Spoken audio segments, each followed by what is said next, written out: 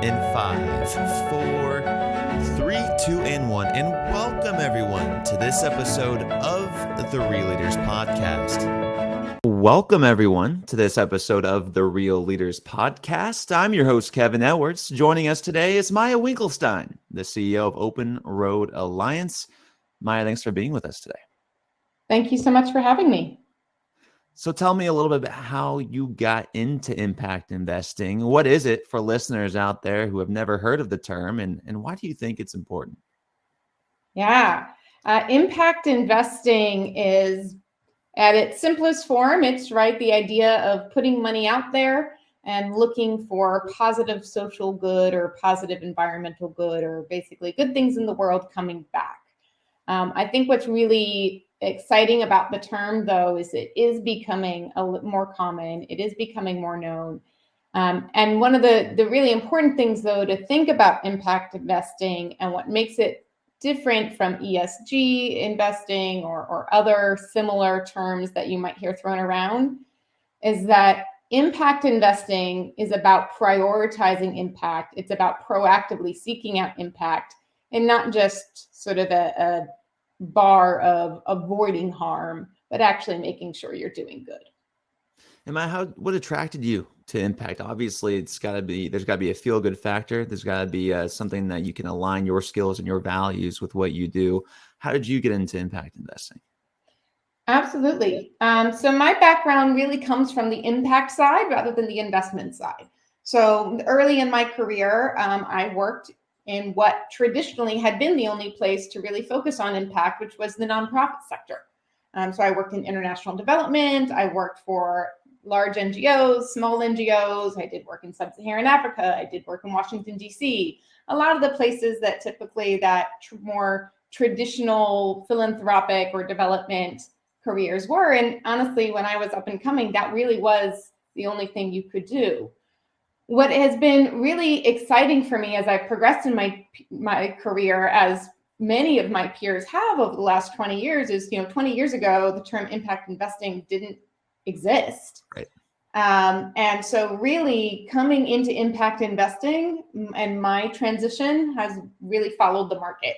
And I've just been really fortunate to be a part of this work and look at it. And Open Road's story in coming into impact investing is really part of that story as well. We started with charitable grants, making charitable grants to nonprofits, kind of your typical thing.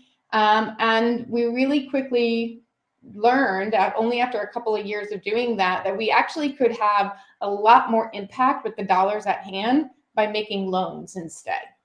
And that began literally 2 years after our first grant. We began experimenting with recoverable capital. And now, fast forward nearly 10 years later from our first charitable grant, we actually have the largest impact fund for bridge loans in the sector. Amazing. So for most of the social entrepreneurs, are you providing loans or are you investing in the organization? Most of what we provide is debt. So we're a short-term bridge lender. We don't do equity. We're not venture capital. And it does put us in a different position than a lot of other investors that do, term themselves impact investors as well. What we found, though, is that, equity, absolutely very important. And certainly social enterprise is out there, whether you're talking about a solar company or you're talking about a renewable, other companies in renewable energy or in health or education or other impact areas need that access to equity. But there's a lot of equity out there. There's actually not a lot of debt.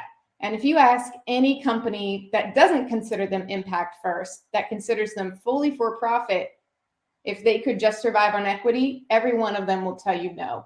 So we're actually really proud to be one of the only debt providers in the space. Amazing. So some of your clients, the people that you're making loans to, are they struggling with getting loans from your traditional institutions? Are they struggling with getting loans from other places that are not focused or are in the know, if you will, of impact? Mm-hmm. That can definitely be one of the challenges in general, particularly for social companies or impact companies in the global South. So if you're an entrepreneur in Kenya or Botswana or Peru or Mongolia, it's really hard for you to access debt because typically the place you would go to get a loan is your local bank.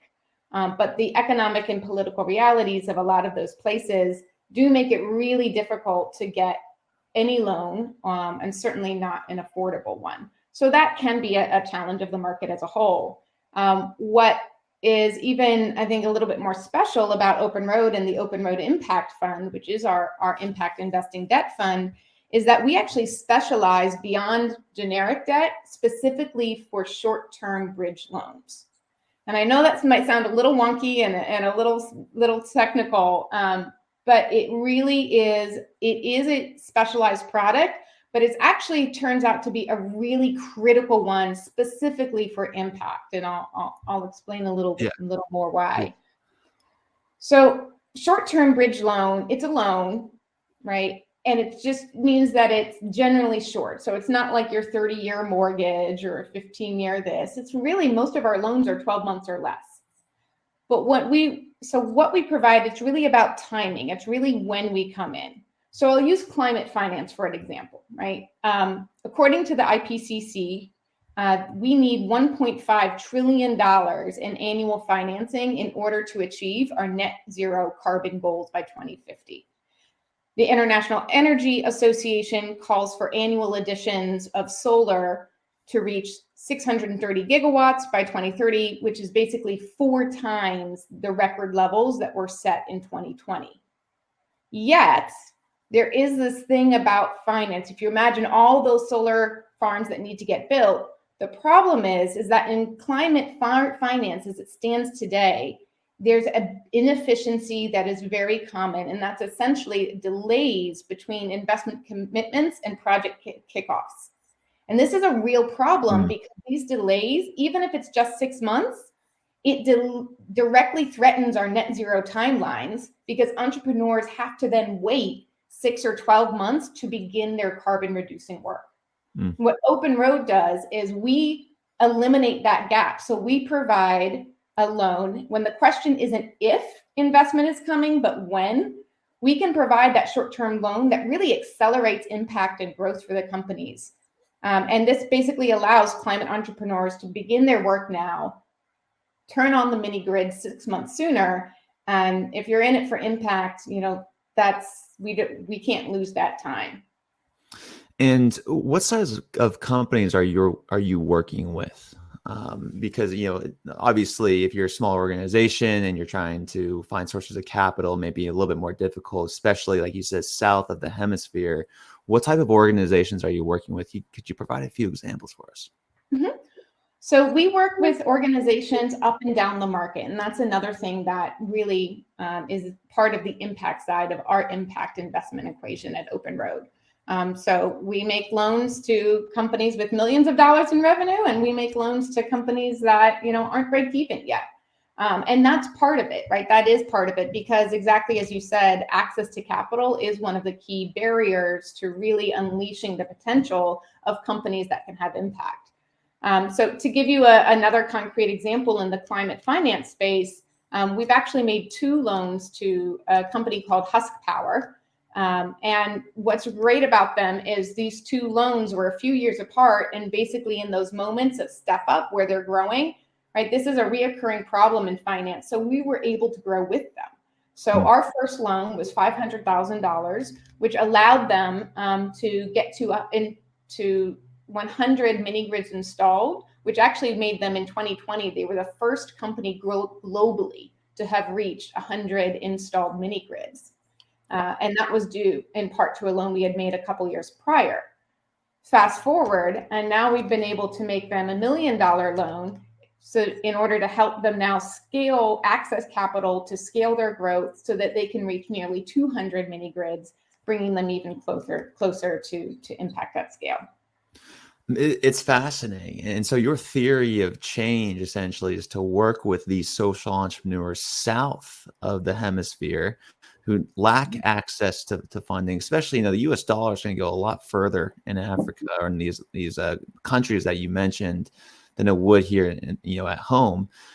And if they have a scalable venture that's a for-profit, it's going to be able to grow and also solve some of the most pressing challenges that we have when it comes to reducing carbon emissions. Absolutely. And, the dollar does go a long way in different markets, but I am going to throw you a little curveball because we actually don't exclusively lend in the global South. We actually do lend here in the United States as well. And again, we do that because we found that this scenario and this problem, it actually doesn't have anything to do with being in Africa or being in Latin America or being in Eastern Europe. It's not tied to the geography. It's tied to the way that dollars move, or in our case, they don't move and need a little help to accelerate. But you are right that dollars can go further in the global South market. And that's actually one of the reasons why we've been scaling up our own impact fund and continue to bring on new investors every quarter so that we do have the capital in order to go not just up the market in terms of size of company, but also to be able to serve all of the geographies that would benefit from this product. Mike, could you help us out for aspiring impact investors out there? Talk us through like a syndication, or talk us through what pieces have to come together in order to make a deal happen. It is. So if you've ever bought a house, you can just think about all of the things that need to come together for that transaction, right? You got to get your home inspection. First, you got to look, you got to decide, you got to make an offer, but then you get the home inspection, and then the home inspection comes out, and then you go into this negotiation, and then there's a period where you can walk away from it without having any problem, but then you don't have to, but then you need to get approved from the bank, and you probably needed to get pre-approved before you even went house hunting, so you kind of knew how much mortgage you could afford, and then by that point, the interest rates, and you're shopping for interest rates, and you're like, oh my gosh, but now I can get 2.7 instead of 3.1, and that's going to save you a lot of money, and that's just for one $400,000 house. So now imagine you've got a $4 million transaction, or in some case, some of the borrowers that we work with, the entrepreneurs we work with, we're talking about 20, 40, $50 million transactions. And it's not just you, the bank, and the person you're buying the house from. There's multiple investors. There's 6 of them involved. And 2 of them are government investors. So now take the complexity of getting a mortgage and add to that the complexity of filing your taxes. Right. And you begin to approximate why these delays are there. Why sometimes it does take an extra 6 months or 12 months, even though everybody's agreed. I've agreed to buy, you've agreed to sell, I've agreed to invest, I've agreed to give you the loan. It sounds silly, but the bureaucratic or other unexpected delays really do have real life impacts on the ground in terms of people having needing payroll for their employees, solar panels getting in the ground now or later, and even in other sectors that we work in, like health and education, right? It's the difference between being able to open that school now or waiting 12 months. It's the difference between being able to open those health clinics now and provide access to healthcare, or having to wait another 12 months. And those are real people and real impacts on the ground. Right. I think that was a really good analogy, and I'll kind of stick on that as well in terms of housing. I mean, do you have a specific niche that you like investing in? For housing markets, it could be multifamily, right? Single family, it could be storage units, right? Anything like that. But when it comes to impact investing and you actually providing the debt to finance these operations, what type of operations are you looking into? What do you like? So it probably won't be a surprise from the conversation we've had so far, but personally, and this is personal, not necessarily a reflection of our organizational standards, but I really am excited about the work that we're doing in the climate finance space. The threat of climate change is so large and so looming and so urgent, and it affects everything else, right? If you care about affordable housing, if you care about healthcare, if you care about education, if you care about conflict and human rights, all of those things are going to be adversely affected by climate change if we can't get our act together in the next 10 to 20 years. And unlike some of those other challenges, which, don't get me wrong, are true and legitimate challenges and also need our urgent attention, but poverty issues and these other societal blights. They've been around for a long time. I really hope there's a day when they're no longer with us. But there's no existential deadline. Climate change, there's an existential deadline. If we don't hit some of these science-based goals by 2030, by 2040, by 2050, we can't clean up our act later. It will be too late. And I think what's also important is for investors or people listening to this is it's very difficult to understand what you're talking about when it comes to poverty and affordable housing if they haven't been in these locations. Especially like buying a house, like even in your local neighborhood, you got to go see what's over there before you make that purchase. How do you communicate that with investors? Are these investors, have they traveled to the area? For you yourself, are you going to these locations, meeting the business owners? How important is it to get outside of the bubble? So getting outside of your bubble at the outset certainly is essential, right? If you want to solve a problem, you better make sure you understand the problem first. And what's interesting about our bridge loans and the impact fund is we didn't actually come up with that idea. We didn't sit here and say, hey, you know what would be cool is if we could make loans that would also have an impact, but could still make us money. Right? It wasn't investor driven. And that is, again, something I think that really stands out about our model is that our entire product line was created through demand from our entrepreneurs. So we started with grants, right? Because that's what you're supposed to do, right? Or that was at least the conventional wisdom. If you want to do good in the world, you give the money away. And as we were doing that for a couple of years, we started to hear from our then grantees, and we started to have conversations with them. And one day we said, well, gosh, this sounds, I mean, I don't have an MBA, but this sounds like it could be better solved with a loan. Like, would that be helpful to you? And they said, yeah, that would be helpful. And then fast forward another year, and what was crazy as we started experimenting is we said, well, okay, let's start giving people the choice. And you would think that folks, if they had a choice between free money and money they have to pay back, that they're going to take the free money, right? But that's not what we found.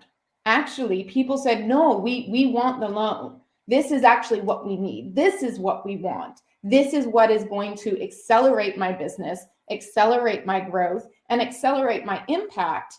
Because at the end of the day, these leaders, these entrepreneurs, they do want to run scalable, successful, profitable businesses. And having a loan that is designed to meet their needs, not to meet what I want as an investor, but really to solve their problems, is much more valuable to them in terms of building their credit history and honestly just giving them the dignity of partnership as an investor, that I'm serving them, not the other way around. And so, yeah, that's how we got into it, and what has fueled our growth ever since. And every time we make a change or think about how we could continue to evolve or continue to innovate with our products, that's where we go. That's who we ask. We don't focus group investors and say what you want. We go to our entrepreneurs and say, what's missing that would make you grow even faster and be even more impactful? And then we go and we say, how can we change ourselves to meet that need? It makes sense, especially for entrepreneurs that don't want to give up equity in the organization and want to make decisions on their own and know the space, let's say maybe better than a traditional investor would. So it's a great service in the work that you guys are doing for a lot of these social entrepreneurs around the world. When it comes to your perspective on debt, you mentioned earlier on, you're helping out with a lot of nonprofits, and you kind of made this transition into this area from grants now to loans. From your personal perspective of debt, of capital, of using business to solve global issues, how has that perspective changed over time? It has been an incredible ride the past 10 years. Yeah, and it's been so fun because I really feel like there were things that we were saying even 5 years ago that sounded like crazy town. And now you got the CEO of BlackRock saying it. You know what I mean? Like it's the convergence of impact and investing, if you will, has moved from, two gentle rivers that are okay, they're over here. Now they're running parallel to each other. Okay, now they're commingling. Like now they're just trains ramming into each other, right? And that is the future. People sometimes ask me, what do you see as the future of the impact economy or the impact investing economy or the future of impact investing? And I say, well, the future of impact investing is just investing, right? The future of the impact economy is just the economy, because that is the path that we're on. And not only is it the path that we're on, but one of the reasons we are now on that path at an accelerated rate is because people are waking up and realize if we don't completely merge these, if impact economy isn't just the economy, again, the game's kind of going to be over for us in terms of what we want as societies. And, there's a large conference coming up called COP26, right? And under a month now, a couple of weeks away, global elites are going to be meeting there and trying to plan out and talk about their goals, as they do and as they want to commit to. Do you think now is a great time to get in impact investing before that meeting? And what do you expect to come out of COP26? So I think it's always a great time to get into impact investing. And it's always a great time to get into impact investing, not to brand impact investing. One of the topics that I know is going to be coming up during COP26, particularly, again, from the entrepreneurs, from folks on the ground, and especially from, frankly, social justice activists and indigenous activists and grassroots movements, which aren't just deeply tied to the climate change, but are really savvy in paying attention to the investments in climate, even as the ones I've described. And there's going to be a lot of talk, I hope, about the distinction between impact investing and greenwashing. So impact investing is great, but it's also, you asked before, like, how did we get into it? How do you get into, you don't just wake up one day and say, I'm going to be an impact investor and I'm going to get into this field. You do have to do your homework. You do have to learn. Thank goodness we aren't where we were 10 years ago. You don't have to make it up on the fly. You don't have to build the ship as you're sailing it. You can actually look around, find experts, find people who have been in this work for years. Our managing director, Caroline Brissan at Open Road, she's the managing director of the Impact Fund. Her entire career since she got her MBA has been in impact investing. There are people out there that have that expertise now. So, don't try to self-teach yourself this. Get involved, but go out and find someone that can help. So let's talk about kind of how you perceive ESG investing versus impact investing. I know you touched on that a little bit earlier, but for your traditional investment advisor, they're going to be hitting on and excited about ESG. It's the new crave, even though it's been around for quite some time. Now, impact investing is coming along and say, hey, I think we can do a little bit more. Could you explain the difference in your perspective, between ESG and impact investing? Yes. So I think of ESG as a minimum bar, because ultimately what ESG is, and it's what the ES and G stand for, environmental, social, and governance, it's essentially a checklist. And it's a checklist of a bunch of bad things, right? Don't do this, don't do this, don't do this. Don't use child labor. Don't manufacture arms or opium. Don't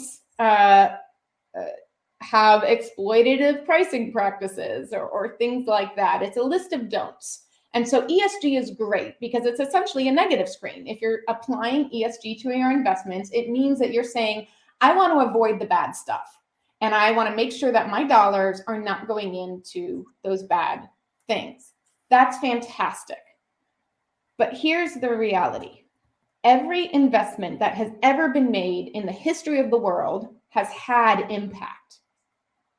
It's just that impact has been on a spectrum of negative, positive, or neutral. So what ESG does is it screens out, hopefully, if applied correctly, those negative impacts. That doesn't mean, though, that your resulting portfolio is proactively pushing for and investing and prioritizing the positive end of the spectrum. And that's really what we need, right? And again, just to be consistent, going back to climate, we know it's not enough to just divest from fossil fuels. You also have to invest in solar and wind and other renewables, or you end up with no power. So impact investing is, I think of as a positive screen. It's an intentional strategy, and it's a strategy that, again, is going to prioritize impact and really put that forward, dare I say, close to, if not equal or more important than your financial returns, maximizing financial returns. Not financial returns, just maximizing financial returns. Whereas ESG, I really see as just a negative screen of saying, I still want to have as much returns as possible, but do as little bad as possible, which is not the same as saying, I want to do as much as good as possible, but still make some money. Seems to be the difference in tension. I think you explained that really well. Like ESG is kind of a risk lens for a lot of investors. It's the nose. Impact investing, much more intentional. Do you think like the large, organizations, I mean, the big headwinds of companies, you said investing in the future will be impact investing. Do you think they can not necessarily start all over again, but it's more, do you think they could have that much of an intention to change their organization to become an impact organization? I think you have to have that optimism. Otherwise, you're sort of stuck saying, what's the point, right? So I do have that optimism.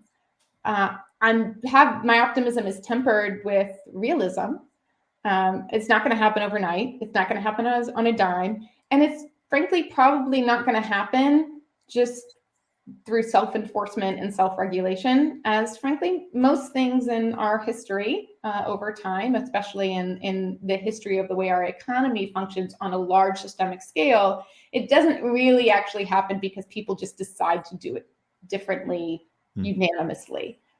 So I do think, yes, it will happen, but it is going to require over time additional things, and maybe it's regulation, that could be tax regulation, government regulation. It also comes from the bottom up, right? It's movements. It's how you think about major shifts in even just our own country's history that had major economic implications. So think about the social justice movement, the racial justice movement, and the civil rights movement just here in the United States with racial injustice.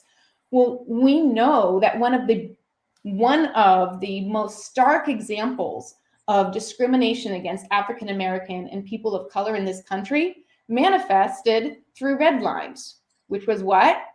An investment policy about who got to buy houses where. That was economics. That was business.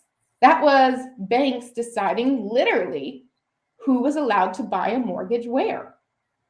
Did the banks wake up one day and say, this is wrong, we're going to stop redlining? No.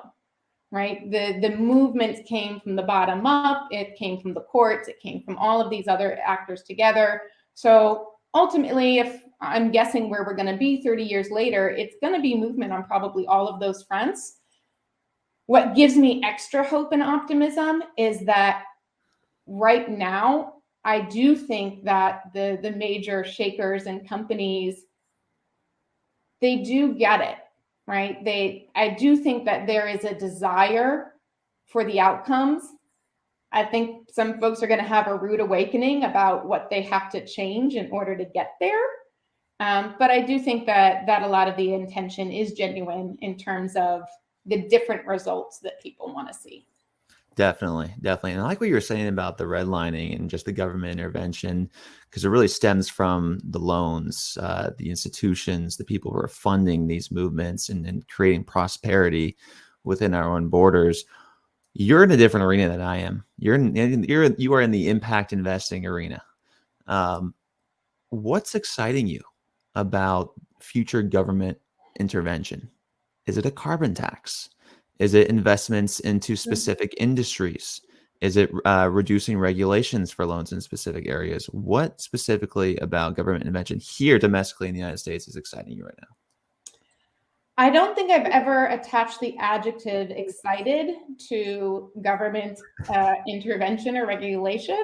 Really? So that might be overstepping the emotional attachment a little bit. But I think some trends or some possibilities that I do think would be positive and that I would support are several of the things you mentioned. I certainly think carbon tax, carbon cap and trade, right? Having a governing a uniform, rigorous, uniform system for that is going to be incentivizing and disincentivizing carbon emissions in the United States on a federal scale has the potential, if done right, to be really transformative in a good way. And not just from the impact side, reduce carbon emissions, which I'm all for. But honestly, I think that has good repercussions for our country on the business side in the long term too, right? What do they say? Necessity is the mother of invention. All right, congratulations, you can't do this anymore. What does that mean? It's going to unleash even more creativity and innovation than what we've seen to date. So I think, yes, I'm certainly in favor of a carbon tax or carbon cap and trade programs. I also think on more of the soft side, honestly, everything our country has been going through in the last several years, as difficult as it has been, if you believe in what Martin Luther King Jr. said, is that the arc of history bends towards justice. And I do hold that in the optimistic side of me. That the attention that we're having at all levels of society, including government, to hopefully have finally an actual true and real reckoning with the racial injustice of our past, with the wealth inequities of our present.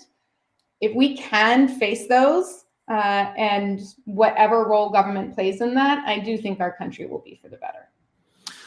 How does that look? Like, obviously that's a big trending topic right now. Like, what would that look from a lending side? What changes could you make? From a lending side, I think there are a number of things that are certainly not, or these are not original ideas. The focus of the entire country and lending is no different. Frankly, even impact investing is no different. They're reckoning again with implicit bias, frankly, around racial and other forms of implicit discrimination, and just who gets access to capital. Like, how are you even structuring this? If you are investing internationally, is all your paperwork in English? Like, who is that screening out? So only the entrepreneur from Nairobi who had the opportunity, or the entrepreneur from, I may not pick an Anglophone country, the entrepreneur from Benin who had the opportunity and the privilege to study in England, to learn English, is going to be the one that can access your paper, can read your paperwork and not have to hire a translator. Okay. Even little things like that, let alone, certainly more insidious biases, which we all have regardless of our backgrounds and who we are and how we're raised and where we live. It's just a function of the human brain. Thinks fast, thinks slow. Implicit bias is think fast. Addressing those head on, both through a process, certainly at Open Road, as many organizations, with our team, right? As a people issue, as a conversation between individuals and people is really critical. And then really making sure that is also reflected in our work. It's reflected in our underwriting standards. It's reflected in the accessibility of our work. It's reflected in, if we're getting referrals, who are we getting referrals from? If the people we're getting referrals from look just like us, then what do we think is going to happen, right? And taking ownership and accountability over that too, I think is really critical to creating, even if they're not sufficient. And I I haven't found anything yet that's wholly sufficient and then lets you say, okay, we're done, go home. I don't think that's possible. But it allows you to take a few more steps on the journey.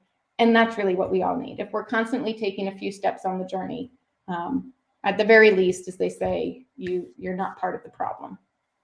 Love it. Yeah, no, thanks for sharing your perspective on things. And I was also curious to hear about your stance on impact measurements. I mean, do you think it's worth measuring impact? Do you think that all these metrics to show investors really hold weight versus a return? Or is it more focused on both or neither? Do you need impact investments if you just believe in a company like energy and renewable energies and things like that? So what's your take on impact investing? Measurements? Yeah, I think you do need some kind of measurement. And if not measurement, at the very least, evaluation and tracking, because of the reality of unintended consequences, right? So you can never just say, oh, like this is a good technology, walk away, we're done. It's always going to do good. Because the reality is there's always unintended consequences. And sometimes, we don't find out until later that those consequences were harmful. So I think measurement is important. I think there's also a really important facet of impact measurement, which gets lost. And that's because impact measurement in so many ways is a qualitative exercise and not a quantitative exercise, even where quantitative metrics can be accurate and help shed light. And the difference is that measurement, when you are measuring something, you've got to be really careful about whether you're measuring for performance or measuring for success. And the easiest way to understand these two different things is by putting it back in the financial returns world. So imagine this. You invest in a fund, a mutual fund, and you expect to get 7% financial returns. But at the end of the quarter, you get 5%. Well, that's a failure. Now, you invest in a different mutual fund, you expect to get 3% returns. Now, at the end of the quarter, you get 5% returns. That's a wild success. One investment is considered a failure. One investment is considered a success. But the returns, the performance was exactly the same. 5% in both cases. Right? So that translates into impact. And if you're measuring something, whether you're measuring kilowatts of clean, renewable energy that comes online, whether you're measuring the number of vaccines, COVID vaccines distributed in last mile communities in sub-Saharan Africa, whether you're measuring the number of students who graduate from high school, whether you're measuring the increase in incomes to single women in rural Mexico who now own their own sewing machine and can earn a living, right? Whatever it is, first, you got to be really clear about if you're measuring performance or you're trying to determine success or failure. And then remember, if you're looking at success or failure, that's an expectation, and that's 100% subjective. That's based on what you expected to happen at the outset. And unlike the financial markets, unlike that 3, 5, 7% financial return, we don't have the data. We don't have that 100+ years of actuarial tables to tell us what we should expect that isn't going to be very heavily informed, whether we like it or not, by our implicit bias and by our expectations and our subjectivity as human beings. And that right there is one of the reasons that it's so hard. I totally get it. And the thing that comes to my mind is like VC versus kind of what you were doing on the debt side of things. People are just willing to lend, or not lend, but invest, millions of dollars into companies that have very high risk that may be oriented around impact or something else, and maybe it's high tech or something like that. But millions and millions of dollars are potentially, wasted. I wouldn't say wasted because we want entrepreneurs to take risks, obviously, but used and allocated toward these investments versus social impact? You said $1.5 trillion. Mhm. So it's just a different way and a perspective to look at, a financial return. And one of the things that comes to mind when you think of impact investing and measurements is, well, how do we measure success in a business from an operational perspective, Mhm. not from a marketing perspective, from an operational perspective? From time, so ever since the time, the crack of dawn, businesses have been using, ledgers, right, in a P&L. It uses one basic unit, which is either the dollar or whatever currency that you're using. Is there a specific unit when it comes to impact measurements that you pay close attention to? No, Okay. because what's the common unit between an education program, a healthcare program, and rewilding mangrove forests to increase climate resiliency for smallholder farmers in Sri Lanka? Right. I think it's really hard to do that across the board.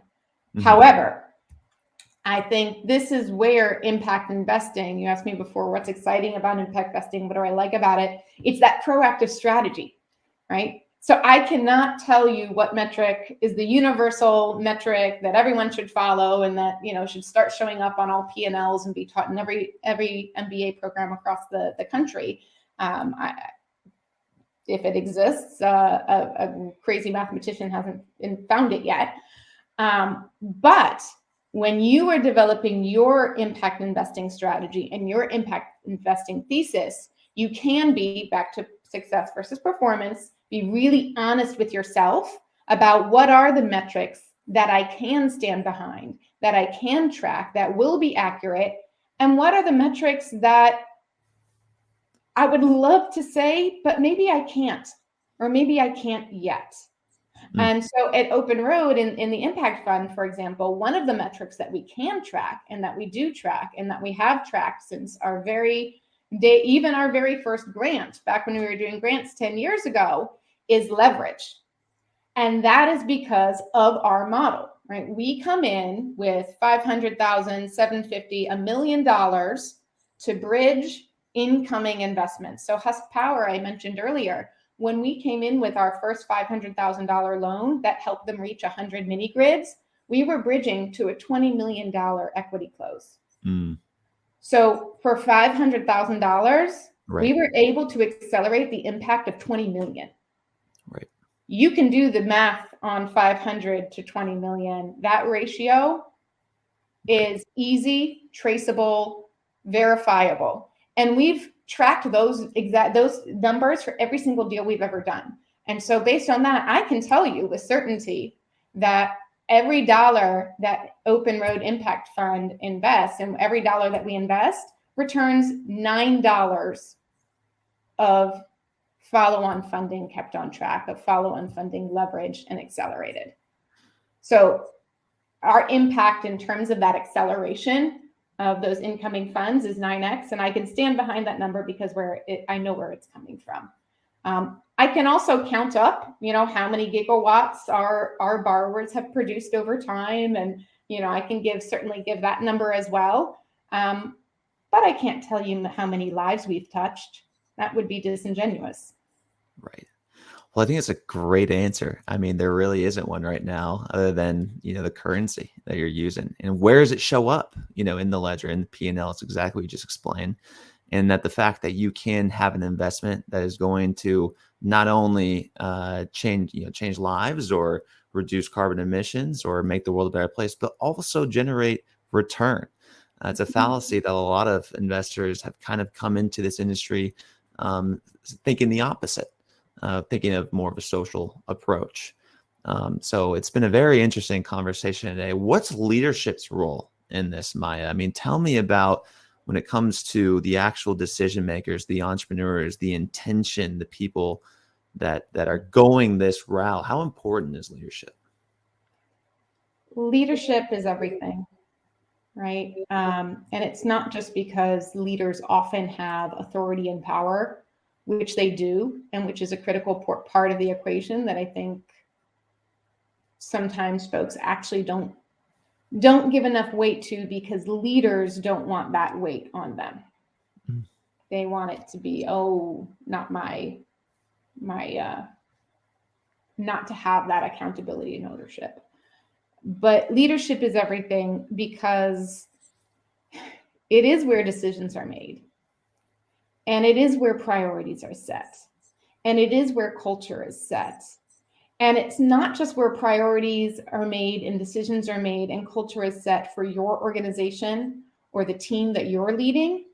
Anybody who's been in a leadership position for an amount of time understands that one of the most important places that leaders play is with other leaders, right?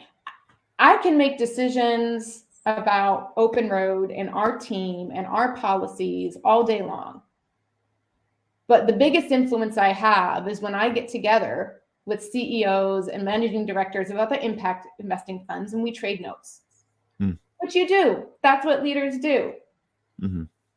And to understand that the community that creates, the norm setting that creates, the expectation setting that creates.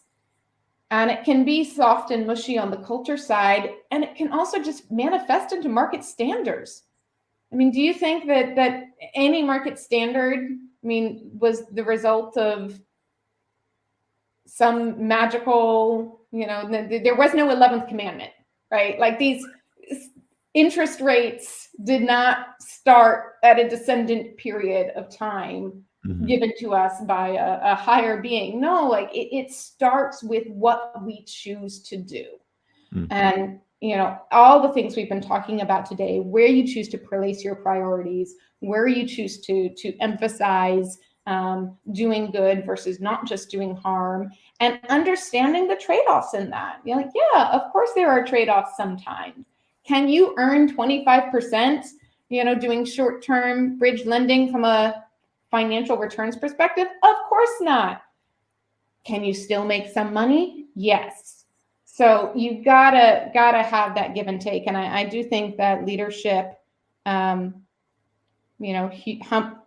leadership that is servant leadership, right, which leads with humility, which leads with vulnerability, which leads with a clear understanding of what you can do and what you can't do, and a really honest look internally and frankly externally about every decision you make and what the pros and cons are, because there are always cons. And I think real leaders aren't afraid to look those in the eye and go to sleep at night and own them. I love it. From Maya Winkelstein, I'm Kevin Owers, asking you to go out there, be authentic, and always, folks, keep it real. Thanks, Maya.